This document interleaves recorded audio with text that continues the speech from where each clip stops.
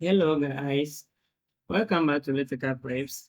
Please, if today is your first time of visiting our channel, kindly subscribe so that we all enjoy more tricky and exciting questions together. Thank you for doing that. Now, we are having this question. We have to find x from this. One can divide both sides by x minus 1. That's how somebody will do it. And then remember, when you divide both sides by x minus 1, here to cancel out. Okay, x minus 1 can cancel this. Don't forget, what if x is 0? You don't know if x is 0. You see that you are going to face some challenges here. So you can divide both sides by x minus 1 only if you know what you are doing. Okay. If not, then let's try this method here. So with this, we can say that x minus 1 all cube minus x minus 1 is equal to 0.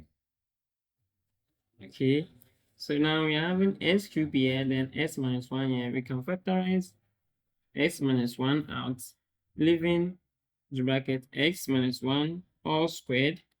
Then this we are having also minus 1 here, which is equal to 0 in this case.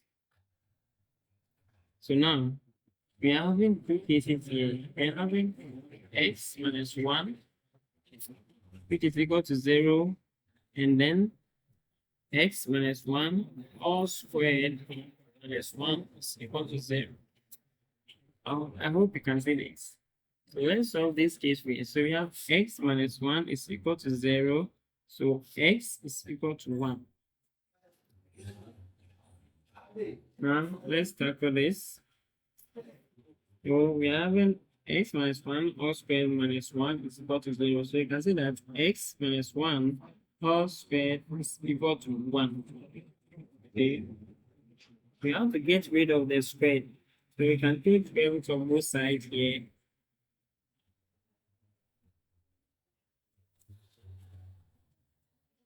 Okay, so now, okay, so the two will cancel square root, leaving x minus 1 bracket, which is equal to square root of 1 is plus or minus 1. Okay, don't forget that. Now, you have an x minus 1 is equal to plus or minus 1. So in this case, we can say that x minus 1, we take the plus sign of the 1. So we are going to get x minus 1 is equal to 1. Here, it's repeated. So let me cancel 1. So x minus 1 is equal to 1. So our x is equal to 1 plus 1. So in this case, x is equal to 2.